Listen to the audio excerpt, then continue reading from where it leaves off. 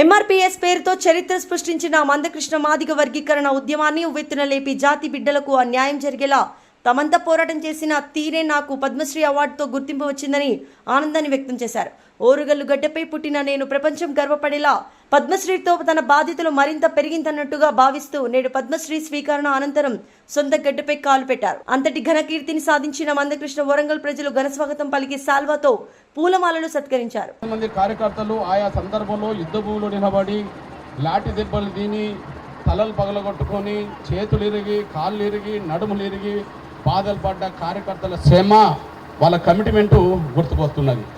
30 ఏళ్ల పోరాటంలో ప్రజల ఆకాంక్షలకు అనుగుణంగా జాతి ఈ స్వతంత్రం అనంతరం ఏ జాతి చేయలేనంత ఒక సుదీర్ఘ పోరాటం మాదిగ జాతి చేసినట్టుగా కూడా మన కళ్ళ ముందు కనిపిస్తున్నది.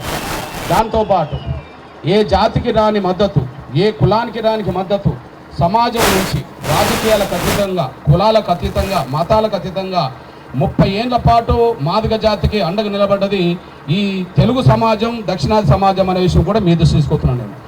వాళ్ళ పట్ల కూడా మనం ఎప్పుడు కృతజ్ఞత కలిగి ఉండాల్సిన అవసరం ఉన్నది. ఈ గెలుపు మన త్యాగాల ఫలితమే, ఈ గౌరవం మన త్యాగాల ఫలితమే, ఈ శ్రమ, ఈ కమిట్మెంటు, ఈ విజయం దక్కడానికి కారణమే. అదే సమయంలో ఈ గౌరవం దక్కడానికి కారణమే.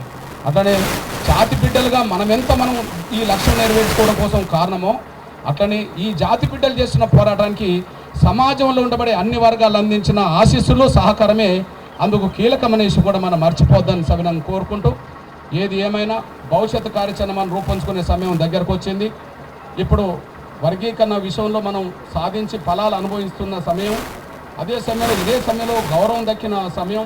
ఇది వ్యక్తిగా నా పేరుతో ఈ గౌరవం దక్కినా కూడా ఇది నా జాతి బిడ్డలది, ఉద్యమకారులది, సమాజాన్ని, నా జాతి బిడ్డలది, శ్రమించిన కార్యకర్తలది, త్యాగాలకు సంబంధించిన బిడ్డలది, జాతి యావత్తుది, సమాజంలో ఉండబడే అన్ని వర్గాల అండదండలతో వచ్చింది. కాబట్టి సమాజానికే ఈ గౌరవం వచ్చిందంటగా నేను భావించుకుంటూ రాబోయే రోజుల్లో జరగాల్సిన విషయాల మీద, అదే సమయంలో ఇప్పుడు జరిగిన విషయాలన్నిటి మీద సమీక్షించుకోవడానికి మనం సమావేశం జరుపుతున్నాం కనుక దయచేసి అక్కడికి రావాల్సిందిగా విజ్ఞప్తి చేస్తూ, అదే సమయంలో తెలుగు రాష్ట్రాల్లో ఇప్పుడు వర్గీకరణ అమలు జరుగుతుంది.